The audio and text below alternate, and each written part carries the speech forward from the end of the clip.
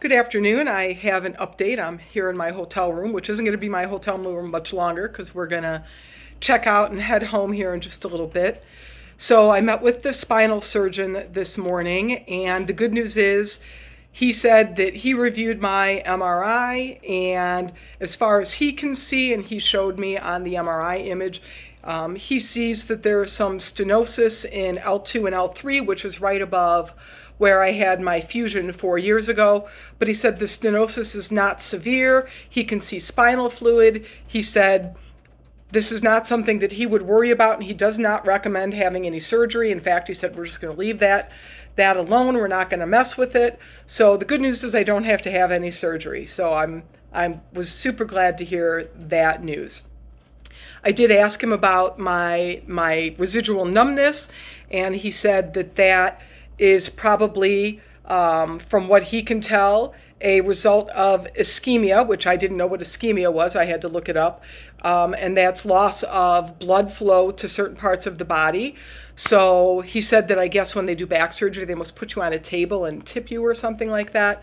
And so he said, as a result of that, it's likely that there was ischemia, and that lack of blood flow to the nerves is what caused the signals to be lost during surgery, and therefore that is what's causing the residual numbness. When asked if I would improve, if the numbness would improve, he said essentially, years 1 and 2 is where you see the most improvement, but after year 2, you really don't see any improvement, which is what I've heard over and over again. So I received confirmation that the numbness I have in my feet is pretty much permanent. That's always going to be there. I might find improvement in some things here and there, but not any significant improvement. So that's not a surprise to me.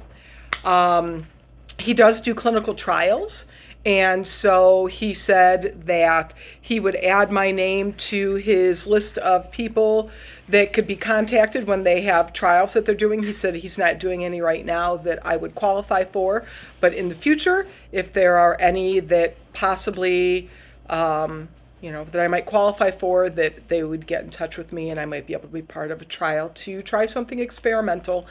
So there's always that. So that's my news. That is my trip to Mayo. Don't think I'll have anything new to report unless I get accepted into a clinical trial at some point here. I wanted to come here to have the best of the best check me out, look at my records, and give me some answers, no matter what those answers were, and I got them. So I would call this trip a success.